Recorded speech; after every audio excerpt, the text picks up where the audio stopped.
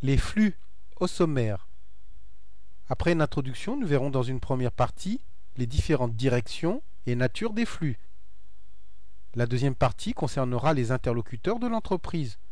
Nous verrons les différentes définitions de ces interlocuteurs, puis nous ferons une application en deuxième partie. La troisième partie concernera une analyse des flux lors d'une vente. Enfin, nous terminerons par une conclusion.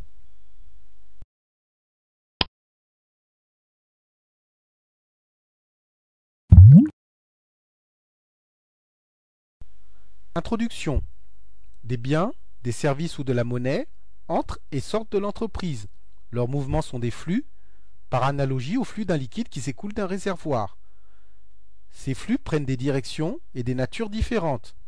Effectivement, les flux peuvent être entrants et prendre deux natures, soit flux réel, soit flux monétaire.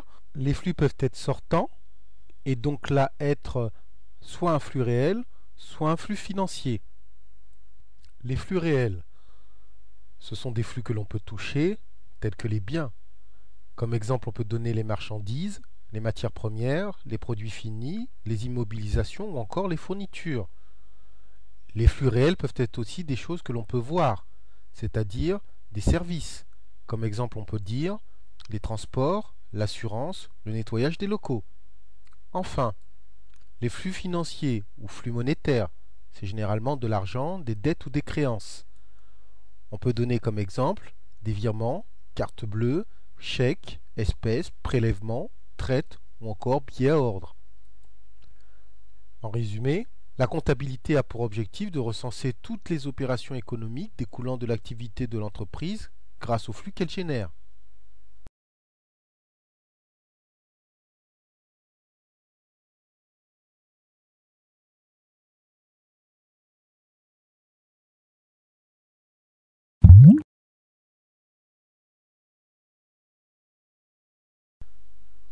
Partie 1. Les différentes directions et natures des flux. Vous devez pour chaque transaction ci-dessous déterminer la direction et la nature du flux.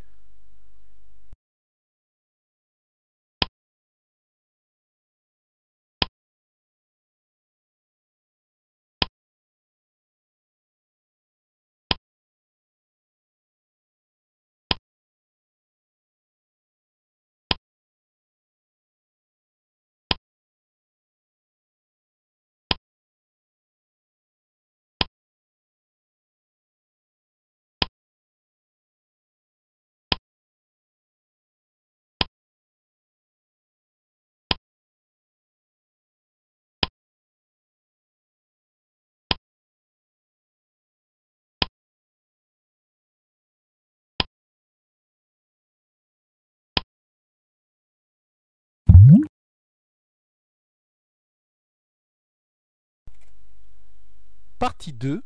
Les interlocuteurs de l'entreprise. Grand A. Définition. L'entreprise travaille avec des partenaires. Pouvez-vous retrouver pour chaque définition le partenaire adéquat? Ensemble des individus avec un contrat de travail qui accomplissent une tâche en contrepartie d'un salaire. C'est le personnel. L'entreprise peut vendre à ses partenaires des marchandises, c'est-à-dire des biens achetés pour être vendus, des produits finis, c'est-à-dire des biens fabriqués ou encore des services. Ce sont les clients. L'entreprise peut leur acheter des immobilisations, des matières premières, des marchandises, des fournitures ou des services. Ce sont les fournisseurs de biens ou de services. L'entreprise lui paye les taxes et les impôts.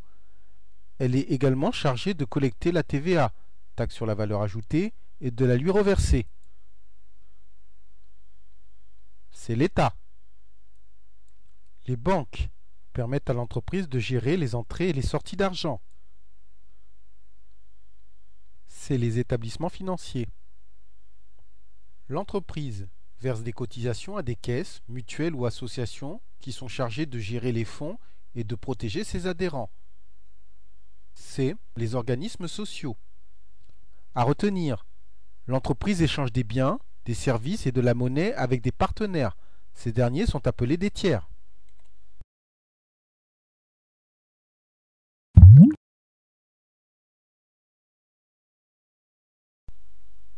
Grand B, les différents partenaires. Application. Vous travaillez dans l'entreprise Talin. Vous devez pour chaque opération déterminer le nom et le type de partenaire.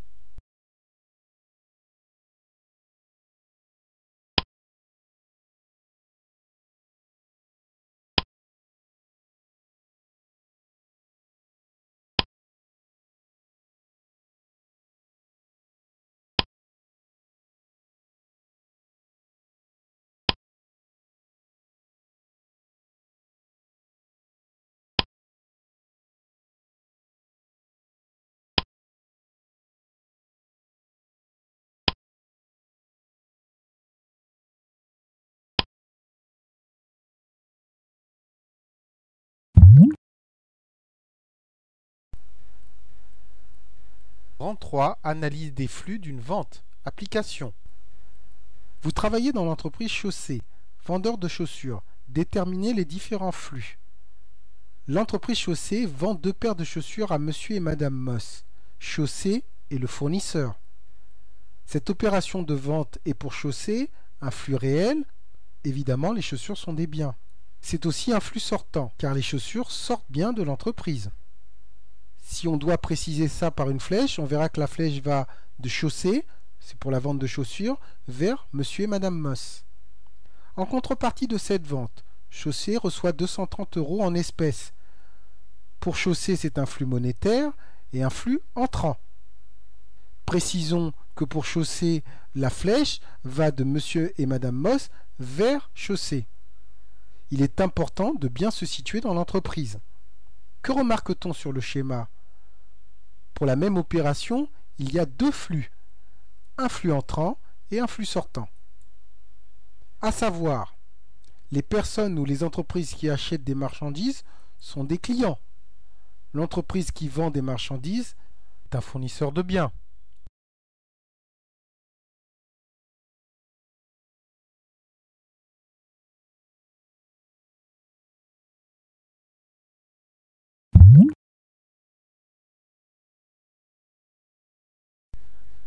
Conclusion.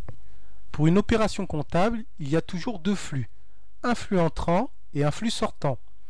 La nature de ces opérations varie par rapport à l'entreprise, client ou fournisseur, et en fonction du type d'opération, achat ou vente. Les exemples suivants sont obtenus. Si vous êtes un client et que vous faites un achat, vous avez automatiquement un flux entrant de biens et de services et un flux sortant monétaire ou une dette. Si vous êtes fournisseur et que vous faites une vente, vous avez un flux entrant monétaire parce que l'argent va entrer dans l'entreprise à court ou moyen terme en contrepartie de cette vente, un flux sortant de biens et de services.